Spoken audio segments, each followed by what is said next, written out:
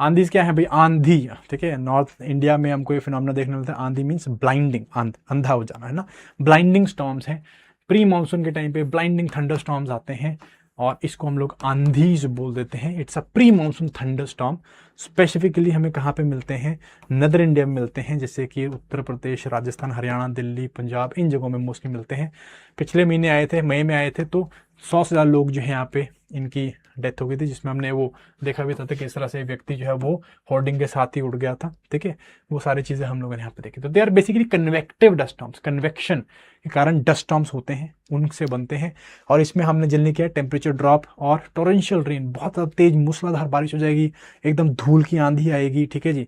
इस तरह की हम लोगों को, और बिजली की जो है स्ट्राइक्स, लाइटनिंग स्ट्राइक्स होती हैं, ये हमें देखने को मिलती हैं। कैसे होता है, अब देखो, थ्रू आउट इंडिया हम लोग क्या देखते हैं, through out India, north India में स्पेसिफिकली या थ्रू आउट इंडिया हम लोग लो प्रेशर सिस्टम्स बन जाते हैं, ठीक है। लो प्रेशर बना होता है गर्मी के कारण, एक्सेसिव थ्रू आउट इंडिया, यहाँ पे बिकॉज ऑफ एक्सेसिव हीटिंग हवा जो है ऊपर को उड़ जाती है। पूरे नॉर्थ इंडिया में क्या बना होता है, लो प्रेशर बन जाता है, ठीक है जी।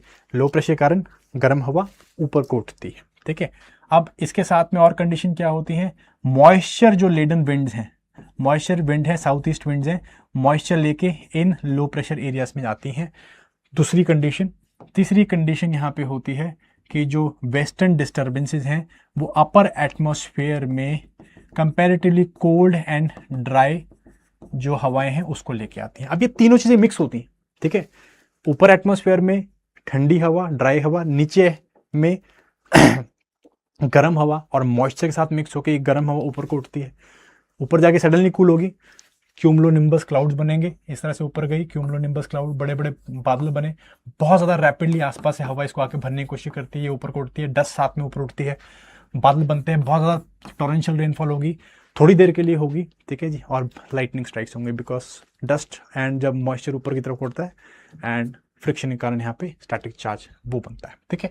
तो इस तरह की कंडीशंस बनती हैं, इसके कारण इस तरह के कन्वेक्टिव अपड्राफ्ट बनते हैं, कन्वेक्टिव अपड्राफ्ट्स हैं, और इनके कारण हम लोगों को इस तरह के सिस्टम्स बनते हुए दिखते हैं। इसके अंदर होता क्या है, विंड वेलोसिटी जो है वो अराउंड 40 से 60 किलोमीटर प्रति घंटे की रफ्तार तक की हो सकती हैं। कई जगहों में इस बार जो यूपी में लेकर उनमें 100 किलोमीटर प्रति घंटे की रफ्तार, इवन 130 किलोमीटर प्रति घंटे की रफ्तार के भी देखेंगे।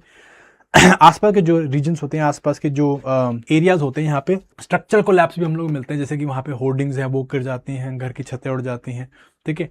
ये एस्पेक्ट्स हमें देखने मिलते हैं। डिस्पर्स एंड लोकलाइज्ड इवेंट्स हैं, ठीक है, बहुत छोटे एरिया में आएंगे, बहुत रैपिडली आएंगे और बहुत जल्दी खत्म हो जाएंगे।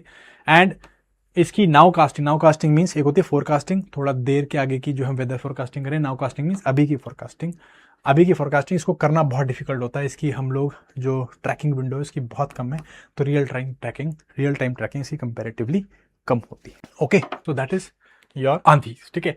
इसी तरह के प्री मानसून हम लोग को प्री मानसून सिस्टम्स हमें थ्रू आउट इंडिया देखने को मिलते हैं, जैसे कि थ्रू आउट इंडिया देखने को मिलते हैं। जैसे कि नॉर्थ इंडिया में हमें जो हीट वेव चलती हैं, जिन्हें वार्म विंड चलती हैं, जिन्हें हम लोग लू बोलते हैं। सिमिलरली ईस्टर्न इंडिया में हम लोग इसे काल बैसाखी बोल देते हैं, असम में इसे बरदोली चेरा बोलते हैं, कर्नाटक में मैंगो शास, एंड केरल में से ब्लॉसम शास बोल देते हैं, ठीक है कि नहीं। So these are some of the convective storms which develop during pre monsoon India.